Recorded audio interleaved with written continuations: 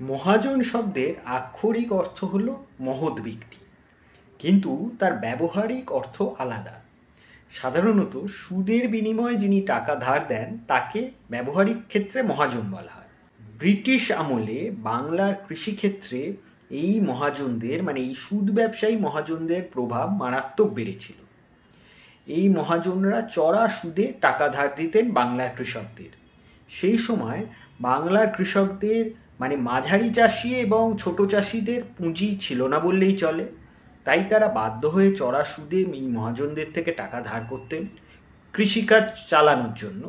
সে যুগের বিশিষ্ট ইন্টেলেকচুয়াল প্যারীচাঁদ মিত্র তার বইতে লিখছেন, 24 পরগনাতে এই মহাজনদের সুদের হার 25% এবং নদিয়াতে সুদের হার 37.5%।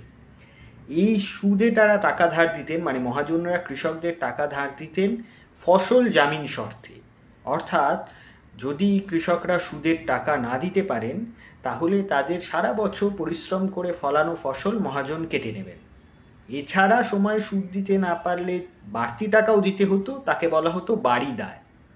সে যুগে একের পর এক কৃষক বিদ্রোহের কারণ কী ছিল সেটা এই সমস্ত বিষয় নিয়ে পড়াশুনো করলেই জানা যায়।